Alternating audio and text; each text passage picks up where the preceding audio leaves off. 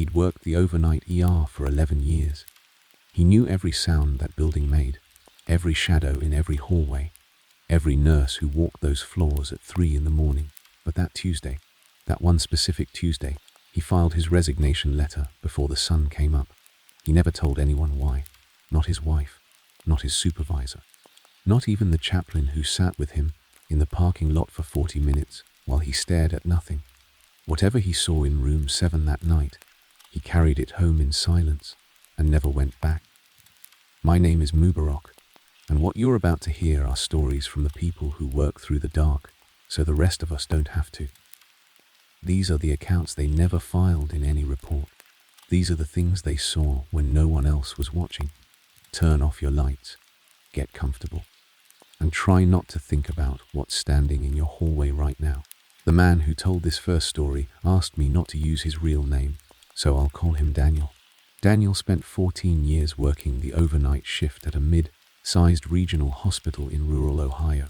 Not a big city trauma center, not a teaching hospital with 100 residents walking every floor. Just a quiet, underfunded community hospital that served about 60,000 people in the surrounding counties. The kind of place where the same faces showed up every night, where everyone knew who took their coffee black and who snuck cigarettes behind the loading dock. Daniel was a respiratory therapist, which meant his shift took him to almost every unit in the building: ICU, cardiac care, the pediatric wing, the step-down unit, the ER. He floated. He went where the calls took him, at all hours, through all the parts of the hospital that most visitors never see. He told me that the first 3 years of overnight work changed a person in ways that were hard to explain to someone who hadn't done it. You stop being afraid of the dark. You stop jumping at sounds. You develop a kind of internal radar for things that are wrong, a patient's breathing that shifts in a subtle way, a monitor reading that doesn't quite match what you're seeing clinically, the particular weight of silence in a room where someone is struggling. Night shift workers develop senses that day shift workers simply don't need because the building is stripped down after midnight. Fewer people, less noise, less cover. When something is wrong after 2 in the morning, there's nothing to hide it, no crowd to dilute it, no daytime momentum to push past it. It sits there in front of you and you deal with it alone. Daniel had been good at dealing with things alone. It was, in his estimation, one of his strongest professional qualities. He stayed calm under pressure. He made decisions without needing approval from 6 different people. He handled equipment failures, patient emergencies, and the particular emotional labor of being present when someone died at 3 o'clock in the morning, while their family slept an hour away, not knowing yet. He'd handled all of it for years, and he was proud of that steadiness. He told me all of this not to brag, but because he wanted me to understand that what happened to him over the course of his last 2 years at that hospital was not the experience of someone prone to imagining things. He was the opposite of that person. He was the person other night shift workers called when they needed someone calm. He'd been working at this hospital for about 6 years when he first noticed the woman in the 4th floor hallway. The 4th floor was the medical surgical unit, what most people would think of as a regular hospital floor, where patients recovered from surgeries or were treated for infections, pneumonia, complications from chronic illness. It wasn't intensive care, but it wasn't a low acuity floor either. People were genuinely sick there. Some of them were scared. Some of them didn't fully understand where they were or what was happening to them, especially in the middle of the night when the disorientation of illness could blur into something that looked like confusion or even psychosis. Daniel had seen all of it. He knew the difference between a patient who was scared and a patient who was somewhere else entirely in their mind. He also knew the difference between a visitor who had snuck in past hours and someone who didn't belong there in a way that had nothing to do with hospital policy. The woman he noticed didn't appear to be a patient. She was standing in the hallway near room 418, wearing street clothes, dark slacks, a pale blouse, the kind of generic business casual that could belong to almost anyone. And she was looking at the door to that room the way you look at something you're not sure you want to touch. Studying it. Her posture was straight, and still in the particular way of someone who has been standing there for a while. Daniel was coming off the elevator just after 2 in the morning, heading to check on a patient in 422 who'd been flagged for some mild respiratory distress. He saw her from about 40 feet away. He almost said something right then, almost called out the way he would with any visitor who seemed lost or uncertain. It happened regularly enough. Families desperate to be near someone who was declining, sneaking in past visiting hours, standing in hallways they weren't supposed to be in. He'd escorted dozens of them, kindly, toward the proper waiting areas. But something stopped him. Not fear. Not anything that dramatic. Just the specific instinct of someone who has learned to observe before acting. Because in a hospital at 2 in the morning, observation is how you avoid making situations worse. He slowed his pace. He watched her for about 30 seconds. She didn't move. She didn't look at him. Even though he was the only other person in that hallway and he wasn't being particularly quiet. His shoes made a consistent sound on that floor, and he had equipment with him that rattled faintly as he walked. She gave no indication she heard him. She just stood there, perfectly still, looking at the door to 418. Then, without hurrying, she turned and walked away from him toward the north stairwell at the far end of the corridor. By the time he reached the midpoint of the hallway, she was gone. Not into the stairwell exactly, or not in a way he could track. She simply wasn't in the corridor anymore. He chalked it up to her moving faster than he expected and made a mental note to mention it to the charge nurse. Then he went to see his patient in 422 and the night carried him forward, and he let the image of the woman settle into the background of the shift. He forgot about it for almost a week. Then he saw her again. This time it was the 3rd floor, the cardiac step-down unit, around 10 minutes to 3 in the morning. Same outfit, or what looked like the same outfit. The dark slacks, the pale blouse. She was standing outside room 314 and doing exactly the same thing, just looking at the door. The same quality of stillness, the same straight posture. Daniel stopped this time, completely. He stood about 20 feet away and took stock of her in a way he hadn't allowed himself to do that first night. She was mid-40s, he estimated, though there was something about her that made age feel imprecise. Something in her bearing that could have put her at 35 or 55, depending on how the light caught her. Her hair was dark and pulled back. She was thin in a way that seemed like it might be recent rather than lifelong, and her focus on that door was absolute. Whatever was behind that door held her complete attention. He said clearly, and without hesitation, "Excuse me, can I help you find someone?" His voice carried in that empty corridor the way voices carry in hospitals at night, amplified by the specific acoustics of those long, hard-floored spaces. Anyone within 40 feet would have heard him easily. She gave no response. No flinch, no turn, no acknowledgement. She simply continued looking at the door to 314. He said it again, louder. Nothing. He took 3 steps toward her, and she turned, slowly, and walked toward the stairwell at the far end. And when he got to where she'd been standing, she was gone, and the stairwell door was still swinging closed, just barely, as if someone had passed through it a few seconds before he arrived. He pushed it open and looked down the stairwell. It was empty. He could see 3 full flights below him, empty. He talked to the charge nurse that night. He described the woman carefully, mid-40s, dark hair, business casual clothing, unresponsive to being spoken to. The charge nurse frowned and said she hadn't flagged any unauthorized visitors and hadn't seen anyone matching that description. Daniel said it was the 2nd time in about a week. The charge nurse wrote something down and said she'd keep an eye out, and that was the end of the conversation. Because hospitals at night have too many immediate concerns to spend long on things that aren't actively hurting anyone. He checked something on his way out that morning. He stopped at the nurse's station on 4 and looked, casually, at the board showing what rooms were occupied and by whom. Room 418 that first night had been occupied by a 62-year-old woman named Dorothy Haynes, admitted 5 days prior for a post-surgical complication. He didn't think much of it at the time. He just noted it, the way you note things when your instincts are starting to ask questions your conscious mind hasn't fully formed yet. He checked 3, 14 the same way. A 73-year-old man named Hugh Calloway, cardiac issues. He'd been on that floor for 3 days.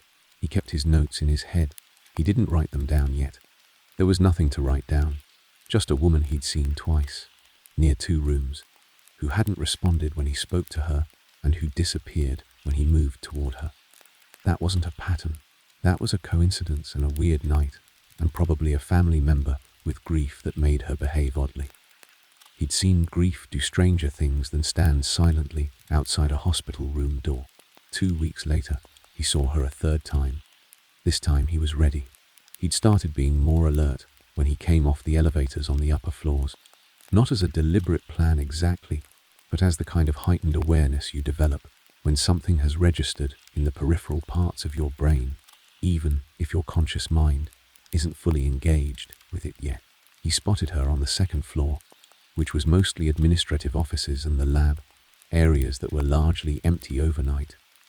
From about 60 feet away, he came down a side corridor at a pace just short of jogging, angling to cut her off. He came around the corner and he was close, maybe 15 feet, close enough to see the texture of her clothing, close enough to have heard her breathing if she was breathing. She wasn't there. The hallway in front of him was empty and every door along it was closed, and there was nowhere she could have gone that fast. He stood there in the silence that only hospitals at night have, and for the first time in years felt something loosen in his chest. Not terror, something quieter than that. The specific unsettled feeling of a practical man encountering something that doesn't fit. He went back to what he knew. He started asking questions carefully, quietly, the way you do when you don't want to be the person who starts the story about the ghost. He floated mentions of the woman in conversation with some of the long, tenured staff, nurses who'd been on those floors for a decade or more. The kind of people who knew the building's history the way you know the history of a house you've lived in for a long time. He said he'd seen a woman on the upper floors a few times who seemed like a lost visitor and asked if anyone else had noticed her. He described her as he'd come to know her. The dark slacks, the pale blouse, the dark hair pulled back, the quality of stillness. 2 nurses on the 4th floor exchanged a look when he described her. It was a specific kind of look. Not surprise, not disbelief, more like recognition. One of them, a woman named Patricia, who'd been at that hospital for 22 years and who had seen more death than she ever talked about with people she didn't trust, asked him what she was wearing. He told her. Patricia nodded. She said a few of the overnight staff had noticed someone fitting that description over the years. She said they'd assumed it was a family member who knew the building well enough to move through it at odd hours. But she said it without any conviction, and the look she and the other nurse exchanged told Daniel that Patricia's working theory wasn't something she actually believed. He started to pay attention to the rooms. Every time he saw her, he noted the room she was standing outside and checked afterward to see who was in it. He did this quietly, over the course of months, adding to the mental record he'd been keeping since that first night. The pattern he found was not something he went looking for. It found him, in the way that patterns do when you're collecting enough data without a predetermined conclusion. The rooms where the woman stood, 4, 18, 3, 14. The room nearest the 2nd floor elevator lobby had something in common. In each case, within 72 hours of his seeing her outside the door, the patient in that room died. Not from any sudden crisis, not from anything that would have been preventable. Just the kind of death that happens in hospitals. A body that was losing a fight it had been losing for some time, finally losing it completely. He didn't want to believe it. He was a man who had spent 14 years in medicine, which means he was a man who had built his professional life on the principle that patterns require verification and that the human brain is exquisitely bad at distinguishing real patterns from the ones it wants to find. He knew about confirmation bias. He knew about the way stress and sleep deprivation and repeated exposure to mortality can affect perception. He tested his own reasoning with the care of someone who respected it. He went back through months of mental records and asked himself whether he was remembering only the instances that fit and forgetting the ones that didn't. He could not find an instance that didn't fit. Every sighting, every room, a death within 3 days. He found no false positives. He found no case where he'd seen her outside a door and the patient had survived and gone home. Every single time, he kept working. He told himself that even if the pattern was real, it didn't mean what his brain was starting to suggest it meant. Correlation was not causation. Maybe she was a real person, an unofficial chaplain, a grief counselor, someone who visited dying patients informally because it was something she needed to do, and the reason she appeared outside those specific rooms was simply that she had access to patient information and was choosing to be present near people who were actively dying. That was a coherent explanation. He held on to it. It was uncomfortable, but it was rational. The night that broke his rationality happened about 8 months after he first noticed her. It was a cold February night, icy roads, the ER running steady since about 10 p.m. with the kind of cases cold weather generates. Falls, fender benders, people with chronic conditions that worsened in the cold. Daniel had been running hard all shift. 3 patients with pneumonia on 4, a cardiac patient on 3 who kept triggering alarms that turned out to be positioning issues rather than genuine crises, and a difficult intubation in the ER around midnight that had taken 45 minutes and every bit of focus he had. By 2:30 he was in that particular state of exhaustion that experienced night shift workers know well. Still functional, still capable, but living slightly behind yourself, processing things a half-second slower than usual, the world around you with the faint quality of a film you're watching rather than a life you're in. His pager went off for room 418. That room, the one where he'd seen her that first night, the one where Dorothy Haynes had been when it started. There was a new patient in 418 now, a 67-year-old man named Arthur Denny, admitted 3 days prior for a COP exacerbation. Daniel had checked on Arthur twice during the shift and found him stable. Oxygen levels in an acceptable range, breathing labored but manageable, the kind of numbers that said this patient was sick, but not imminently in crisis. The pager now was saying Arthur's oxygen saturation had dropped fast and significantly, faster than anyone in Arthur's clinical situation should have been dropping with the interventions already in place. Daniel moved quickly. He pushed the exhaustion back behind professional focus the way he'd done hundreds of times before, and went to 418. He opened the door and found Arthur sitting up in bed in clear distress, his body doing what bodies do when they can't get enough oxygen, every muscle recruiting to try to move more air, his face the particular color of someone working extremely hard to do something that should be involuntary. The monitor showed his oxygen saturation at 82% and still trending down. Daniel began working immediately, reaching for equipment, calling to the nurse in the doorway, running through the sequence of interventions that Arthur needed, his hands doing what 14 years of practice had made automatic. And in the middle of all of it, in the controlled urgency of a respiratory emergency at 2:30 in the morning, Daniel looked toward the window. He didn't mean to. His eyes moved there with the uncontrolled speed of a reflex. The blinds were mostly closed, angled to block the parking lot lights, but light came through in thin horizontal lines, and it illuminated the corner of the room next to the window in a pale, segmented way. And in that corner, standing with the quality of stillness he had come to know over those 8 months, was the woman. Dark slacks, pale blouse, dark hair. She was facing toward Arthur, not toward Daniel, not toward the nurse who had come in and was moving around the other side of the bed, not toward any of the activity and noise in the room, only toward Arthur. Her attention was on him the way a doctor's attention is on a patient, concentrated, thorough, as if she was taking in information that the rest of the room couldn't access. Daniel said his hands kept working. He said the training took over completely, because there was a man in front of him who needed him, and his hands knew what to do even when his mind was somewhere else entirely. A second nurse arrived. Another respiratory therapist came in. The room filled with people doing their jobs quickly and quietly, the practiced efficiency of a team that has done this many times, and not one of them, not the first nurse, not the second, not the additional therapist, showed any sign of seeing anything in the corner of that room. No one glanced that way. No one's eyes tracked to that corner the way eyes track to movement or presence in a peripheral field. They moved around the room as if it were empty in the corner by the window. Because for them, apparently, it was. Daniel worked on Arthur for 35 minutes. He brought Arthur's oxygen saturation back up. He stabilized him enough that the immediate crisis passed. When the room quieted and Daniel had a moment to stand back, he allowed himself to look at the corner again. It was empty.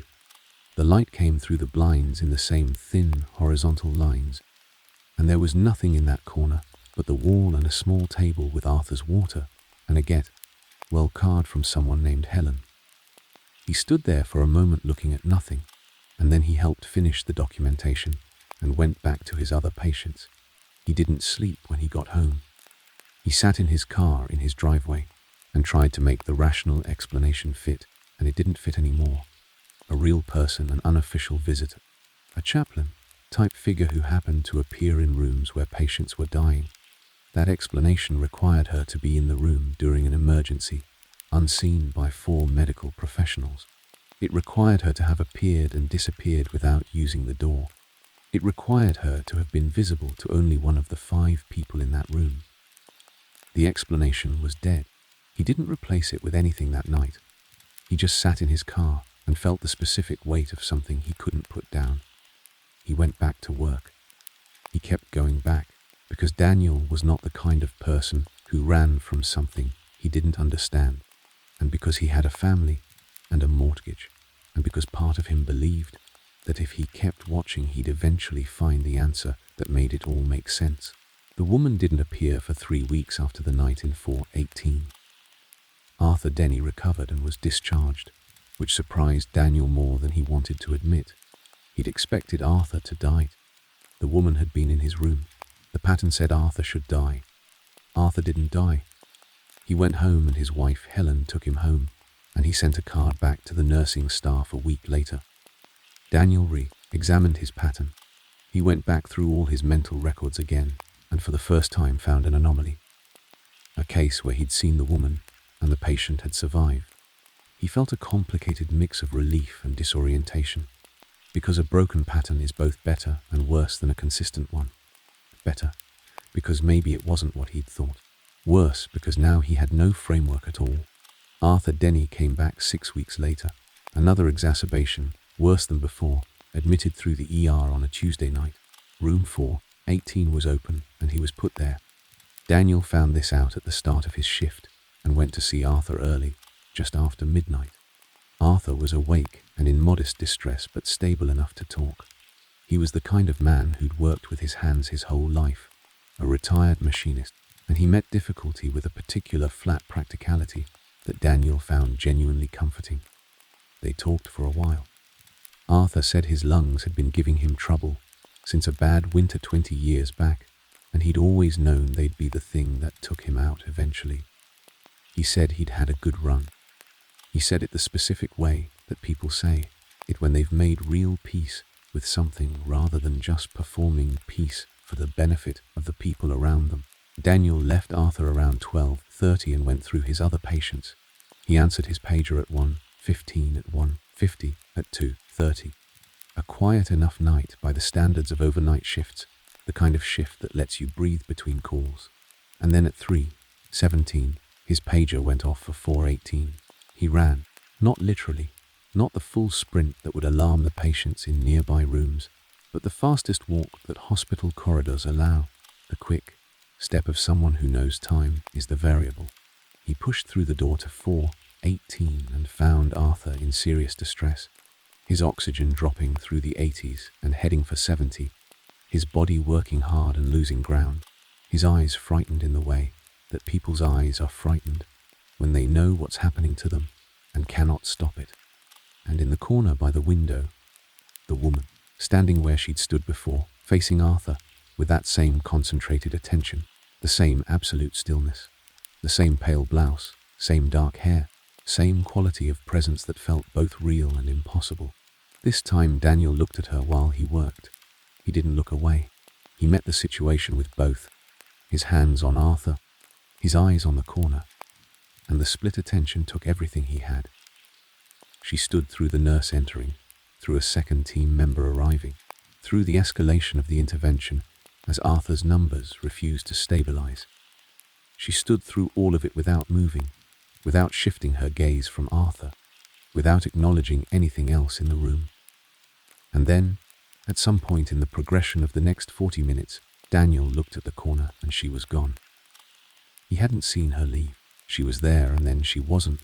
The way a sound is there and then the silence closes over it. Arthur Denny died at 4:43 in the morning. Despite everything the team did, and they did everything, his lungs couldn't make the exchange anymore, and his heart followed within minutes. It was a measured, attended death, the kind that doesn't feel like a failure of medicine so much as an acknowledgement that medicine has limits that the body eventually reaches. The family was called. The paperwork was started. The room was prepared for its next occupant. Daniel cleaned his equipment in the hallway with the particular mechanical focus that experienced night shift workers develop for the aftermath of a patient death. The way you keep your hands busy so the rest of you can process.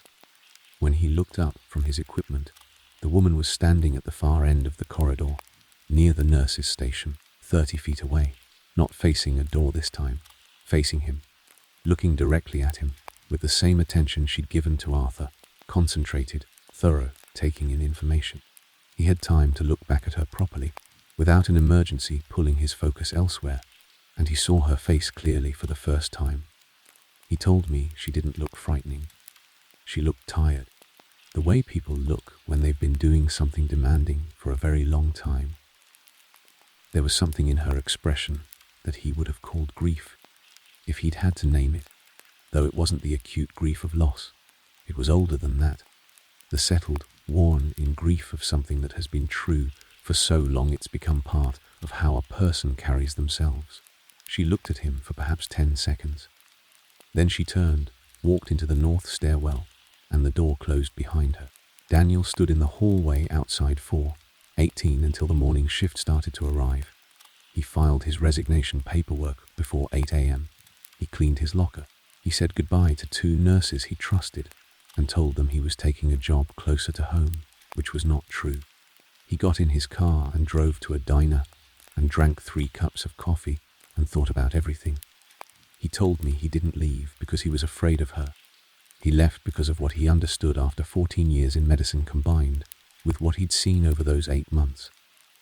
Whatever she was, whatever mechanism or reality, produced what he saw. She appeared before patients died, not randomly, not because of who the patients were or what was wrong with them or whether they had family nearby. She appeared. She stood her watch, and then a life ended. And Daniel understood that he could not unknow that. He could not walk into rooms where she was standing and try to change what was coming. Not with the full knowledge that she was there, because it was already coming, and nothing he did was going to alter it. He was good at his job. He was genuinely good at his job. He needed to believe that his work made a difference, that his presence in those rooms at 3 in the morning was the thing that tipped the balance towards survival. He could not maintain that belief while seeing her, so he left. He found work in an outpatient setting, daytime hours, follow-up care, nothing acute. He's been there for 6 years now. He says he likes it. He says the nights belong to him again. The question he hasn't answered, the one that stayed with him, and that he put to me the last time we talked, was whether she was still there, whether she was still moving through the 4th floor of that Ohio hospital at 2 and 3 in the morning, standing outside doors, attending to deaths that hadn't happened yet. He assumed she was. He'd never heard anything that suggested otherwise. He hopes the people working there now are the kind of people who don't notice, because noticing, he said, is a thing you can't undo. I've thought about Daniel's story a lot since he told it to me. I've thought about what it would mean to have that specific knowledge in a place like a hospital, where the entire purpose is to be useful against the thing she represented. I've thought about the woman herself, whatever she was, whoever she was, and the tiredness in her face that Daniel described, the way grief looks when it has been true for so long it stops being an event and becomes a condition. She wasn't malevolent, by his account. She wasn't threatening anything or anyone. She was just there, in the way that some things are just there in the places where life and death make contact. I don't know what to do with that. I suspect Daniel doesn't either. I think that's partly why he left. The next story I want to share with you tonight comes from a woman I'll call Rosa. Rosa spent 9 years working as a security officer at a large commercial office complex in the Pacific Northwest, a sprawling campus of interconnected corporate buildings that housed around 20 different companies during the day and transformed, at night, into something that she struggled to put a name to. Not dangerous, not frightening in any immediate way, just different. The way places are different when the people are gone and only the building is left.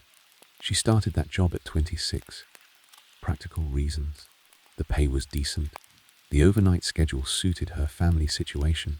She had 2 kids at home and her husband worked early mornings. So the overnight shift meant one of them was always available to the kids without paying for full-time childcare. It was the math of a young family, not a calling. She'd had no particular interest in security work before she took the job, and she arrived at it with no romanticized ideas about what it would involve. She expected boredom punctuated by occasional minor problems, and for the first 2 years, that's exactly what she got. The complex had 8 main buildings connected by interior corridors and covered walkways. At peak daytime capacity, somewhere between 2,000 and 3,000 people occupied those buildings. At 2 in the morning, the security staff was 3 people, Rosa and 2 colleagues, rotating through patrol routes that covered the entire campus on a schedule designed to ensure that no part of the complex went unchecked for more than 40 minutes at a time. The buildings had access control systems, a camera network, motion sensors in the common areas and stairwells and parking structures. It was a well-secured facility, professionally managed. Rosa had all the information she needed about who was where at any given moment. She liked information. She trusted the systems. In those first 2 years, the systems worked the way they were supposed to, and the information they provided was consistent and reliable. And there was nothing in the camera feeds or the access logs that she couldn't account for by the end of any given shift. Building 5 was the problem. It was one of the older structures on the campus, built when the complex was first developed in the late 70s, before the other buildings went up around it. The interior had been renovated multiple times, and what you walked through in the mid-2000s bore no resemblance to the original layout. But there was something in the bones of it that the renovations hadn't touched. Lower ceilings than the newer buildings. Corridors that were slightly narrower than modern code required. The lighting in the north wing ran about 300 Kelvin warmer than the rest of the campus, which gave those hallways a yellowish cast that wasn't unpleasant exactly, just different. Older. She'd patrolled Building 5 hundreds of times in her first 2 years. It was part of her rote like any other part. She'd noticed the warmth of the lighting the way you notice something without it registering as meaningful. The north wing of Building 5 had been empty for about 8 months when Rosa started to notice things. The companies that had occupied those offices had relocated to a newer building on the east side of the campus, and the north wing was scheduled for renovation. Gut the walls, redo the electrical and HVAC, update everything to match the newer standards. The work kept getting delayed for budget reasons, which was common for facility projects. In the meantime, the wing sat sealed behind temporary construction barriers. Its offices dark, its corridors empty, except for Rosa and her colleagues moving through on their patrol routes. She was watching the camera feeds on a night in late October, cycling through the monitoring grid the way she did throughout every shift. Standard practice.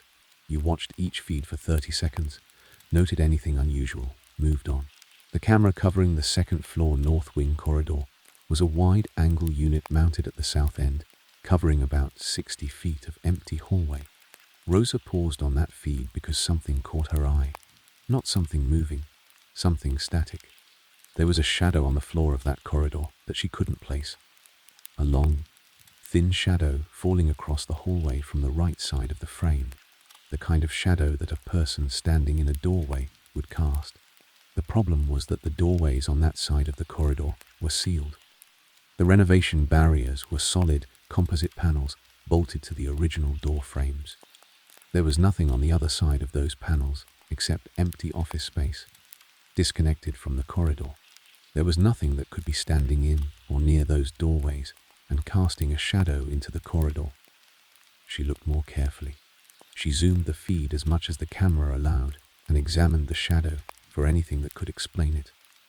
A stray piece of construction material, a discarded furniture item, something left against the barrier that was catching the corridor light at an angle. There was nothing. The shadow fell from the doorway position and it moved. Not dramatically, not with any obvious intention, but with the faint, continuous shift of something that was breathing or responding to an air current from the HVAC, or just present in the way that three-dimensional things shift fractionally when the air around them moves. She called her colleague Marcus on the radio and asked him to walk through the north wing, second floor of Building 5. Marcus was methodical. He went up, walked the entire corridor from one end to the other, checked every barrier panel, looked in every direction. His body camera captured the entire walk-through. When Rosa watched the footage afterward, it showed a completely empty, completely normal corridor, not even unusual shadows. The barrier panels were solid and undisturbed. When she went back to the fixed camera feed, while Marcus was still in the building, the shadow was there on the monitor. She could see Marcus on the same feed, 30 feet away from the shadow, not reacting to anything, because from where Marcus was standing there was apparently nothing to react to. She filed a maintenance report on the camera. The camera was inspected, cleaned, and declared fully functional. The image processing was checked by the IT department, who confirmed there was no artifact or distortion. The shadow, they said, was a real object being genuinely captured by the camera. Whatever was casting it simply could not be located. The report went into a file, and Rosa made a note of it in her own private log, which she'd begun keeping not because she thought anything supernatural was occurring, but because she believed in documentation. The shadow disappeared from the feed about 2 weeks later, as suddenly as it had appeared. She logged the disappearance and moved on. The footsteps started in February. Not ambiguous building sounds, not the settling and contracting of old structures in cold weather, not the noise that HVAC systems make when they cycle, not the sound of her own movement creating echoes in narrow corridors. Actual footsteps, the specific, unmistakable impact rhythm of a person walking on a hard floor. She first heard them during a solo patrol of Building 5's first floor, while Marcus was across campus dealing with an alarm in Building 2. She stopped the moment she heard them, in the way that trained security professionals stop when they hear something. Completely still, ears open, brain filtering. The footsteps were coming from above her, from the second floor, from the north wing, and they were going back and forth in a pattern that suggested someone was pacing, not walking towards something or away from something, but back and forth in a space that, measured against her memory of the floor plan, was maybe 40 feet long. She called Marcus. She told him clearly, and without elaboration, that she was hearing footsteps in the second floor of the north wing of Building 5, and that she couldn't account for them. Marcus said he'd be over as fast as he could. She stood in the first floor corridor below the sound and listened to it continue for about 4 more minutes. The same measured pace, back and forth, unhurried. When Marcus came through the building's main entrance and met her in the first floor corridor, the footsteps were still going. He heard them too. She saw his expression change when they reached him, the slight change that trained observational people make when something registers as not right. They went up together. She heard the footsteps on the stairwell landing. She heard them as they came through the door into the second floor. When they stepped into the north wing corridor, the footsteps stopped. The hallway was empty and silent in the way that empty hallways are silent when nothing is in them, which is a specific quality of silence, different from the silence a hallway has when something is in it but being still. Rosa had been in enough empty spaces professionally to know the difference. This was not that silence. Something was in that hallway. She could feel the quality of the air, but there was nothing she could see. Marcus walked the corridor from end to end. The construction dust that lay on sections of the floor near the sealed doors was undisturbed. Whatever had been walking in that corridor had left no mark. She looked at the camera feed when she got back to the security desk. The fixed camera on the second floor north wing showed an empty corridor for the entire period when she had heard the footsteps and when she and Marcus had been up there. The body cam footage from both of them showed an empty corridor. She logged everything. The time the footsteps started, the duration, the direction of travel as best as she could estimate. The fact that they stopped when she and Marcus entered the corridor, the clean camera footage, the undisturbed dust. She logged it all and filed it under her private notes and said nothing to her supervisors. Over the following 2 years, she accumulated a substantial record. The shadow on the north wing camera returned 7 more times, always between 11 p.m. and 2 a.m., always on the camera's right side, always with that faint quality of movement. She heard footsteps in the north wing on 11 separate occasions. Twice she saw a light in the north wing windows from outside the building. Not a flashlight, not an LED, nothing modern. A softer light, yellower, the kind of light a tungsten bulb makes, visible briefly in the second floor windows and gone by the time she reached that floor. And then there was the door. The door was an interior door between 2 spaces within the north wing, a door connecting what had been 2 adjacent office suites before the renovation project put everything behind the construction barriers. The door wasn't on the public side of the barriers, it was behind them, in the space that was waiting to be gutted. Rosa had checked it early in her time working Building 5 and confirmed it was locked. She checked it periodically after that, at irregular intervals, as part of her habit of verifying things that seemed like they should be verified. It was always locked. And then one night in her 5th year, she came through on a routine check and found it standing open. Open at almost exactly 45 degrees, as if someone had pushed it open to pass through and paused, or as if it had been opened and left. The lock on the door was intact, no damage, no forced entry. The mechanism was engaged, meaning it had been in the locked position at some point, and yet the door was open. She brought her colleague on that shift, a newer hire named Terrell, up to see it. He confirmed it was open. He confirmed the lock was intact and undamaged. They photographed it with their phones. They closed it. They stood there and watched the handle and the gap at the edge of the frame, and nothing happened. They tested the lock and confirmed it engaged. They left. An hour later, on the next patrol rotation, Rosa went back. The door was open again, 45 degrees, lock intact. She photographed it again. She closed it and logged the entire sequence, both occurrences, with the photographs attached to her private file. She told Terrell to keep it between them, and he agreed without asking her to explain why, which told her that Terrell had probably noticed things in Building 5 himself and had made the same quiet decision she'd made years before. She started researching the history of the site. She wasn't sure what she expected to find, but she knew from years of security work that buildings have histories that matter, that the things that happened in a place leave something in the physical record, even when the record isn't written anywhere official. She started with the facility management company's archives, which were more extensive than she'd expected. Going back to the original development in the late 70s, she found records of the construction, the original tenant mix, the early renovation cycles. She found the permit records for each successive update to the building, and she found a notation in a permit filing from 1978 that referenced the demolition of an existing structure on the site prior to the construction of what became Building 5. The existing structure was identified as a warehouse built in the 1940s. She pulled the historical records for the warehouse through the city's public records department. This took longer than she expected, about 3 weeks of irregular research, fitting it around her schedule and the particular slowness of public records requests. But eventually she had what she was looking for. The warehouse had been in operation from 1947 through 1974.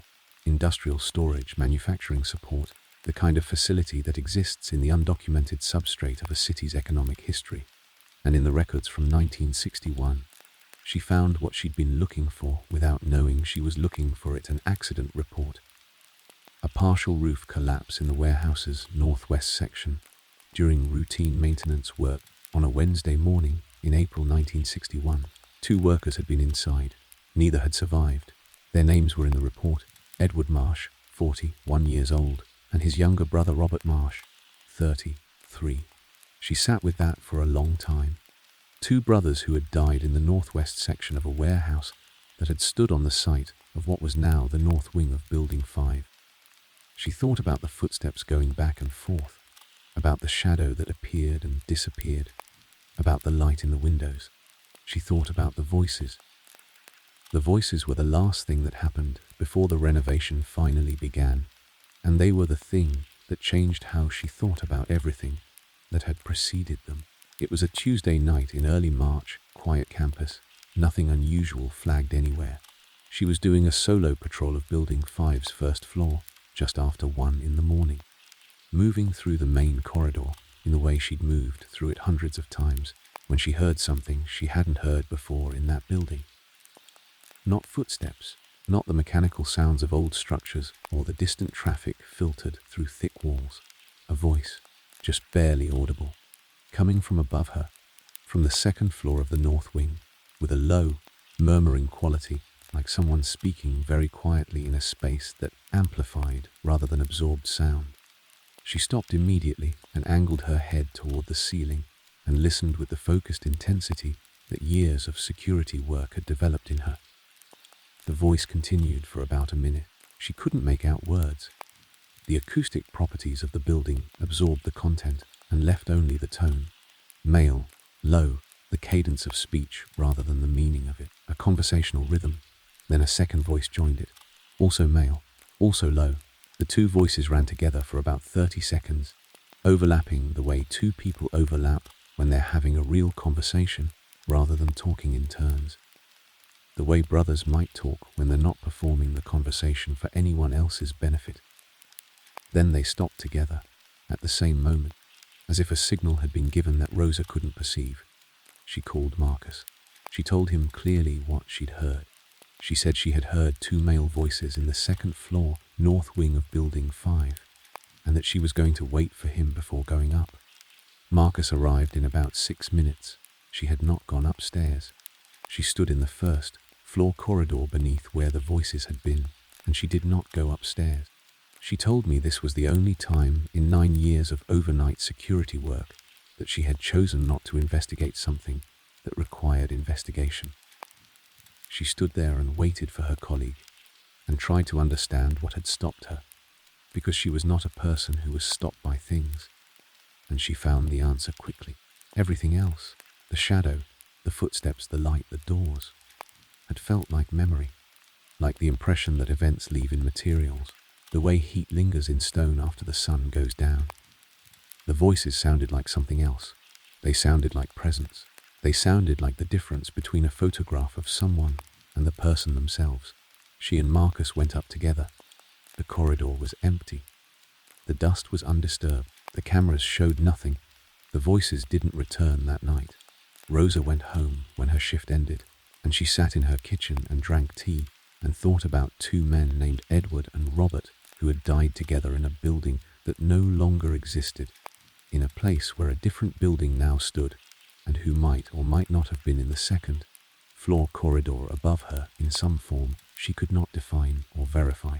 She was not given to mystical interpretations of things. She valued evidence. She believed in the physical world. She still believed in the physical world after 9 years in Building 5, but she had come to believe that the physical world was larger than her initial map of it had suggested, and that the things it contained were not always things she had the tools to measure. 6 weeks after the night of the voices, the facility management company announced that Building 5's renovation had been approved for immediate commencement. A new tenant had signed a long-term lease and wanted to begin as quickly as possible. The north wing was going to be fully demolished to the structural supports and rebuilt. Workers started on a Monday morning, and Rosa, on her overnight shifts, watched the progress of the project night by night. The barriers coming down, the walls coming out, the floor being stripped, the old wiring pulled from conduit that had been there since the 70s. She patrolled the building throughout the construction process, which lasted about 4 months, and she noted in her private log what she did and did not observe during that period. She heard no footsteps. She saw no shadow on the camera feed. She saw no light in the windows. The door that had kept opening stayed firmly closed, and then it was removed entirely when that section of the wing was taken down. The camera feed for the second floor north wing corridor showed, night after night, the ordinary disorder of an active construction site. Materials staged, equipment parked, progress visible in what was absent rather than what was present. Nothing else. When the renovation was complete and the new tenant moved in, and the corridor Rosa had patrolled for years was transformed into something that bore no physical relationship to what it had been. She did a full walk through by herself one night early in the new tenancy, when the offices were empty and the building was hers to move through at whatever pace she chose. She walked the north wing from end to end. She stood in the place where the door had been. She listened for a while. The silence was ordinary. The air had the clean, slightly chemical smell of new construction. The lighting was even and bright and modern, nothing of the old yellowish warmth remaining. Whatever had been in the north wing of Building 5 had either left when the walls came down or had found something in the act of the building being remade that allowed it to stop doing what it had been doing. She did not know which. She suspected she would never know which. She finished her 9th year at that facility and left for a different job across town. She told me she left because the pay was better and the commute was shorter, which was true. She also told me, more quietly, that she'd spent 9 years building her professional identity around watching Building 5, and that without it she wasn't sure what she was watching for anymore, and that not being sure what you were watching for was a strange way to work an overnight shift. She still has the private log on a hard drive at home. She's read it a few times over the years since she left. She said it reads, now like someone else's experience, coherent and detailed and strange in a way that feels remote. She said that's probably healthy. She said she hopes Edward and Robert, or whatever was in that corridor wearing what she knew of Edward and Robert, are somewhere that isn't a north wing at 2 in the morning. I want to ask you something before we close out tonight. 2 stories. Daniel, who spent 8 months watching a woman appear in hospital rooms before patients died, and Rosa, who spent years listening to something in an empty wing that might have been 2 brothers who died in 1961. I want to know which one stayed with you. Drop it in the comments. Not just which was more frightening, but which felt more real to you. Which one you're going to be thinking about tonight when the lights go off and the building settles and the particular silence of 3 in the morning arrives. I read every single comment on this channel, and the responses to that question genuinely shape what I look for next. Your answers send me in directions I wouldn't have found on my own, and if you've got someone in your life who can't sleep without a good story, a friend who puts horror narrations on while they fall asleep, a partner who leaves this kind of thing running all night, someone who'd be angry at you for not sharing something like this, send this video to them right now. Don't wait. The middle of the night is the right time to share a story about night shift workers and the things they saw. From Mubarak and the Lunar Lore channel, stay safe tonight and try to get some sleep.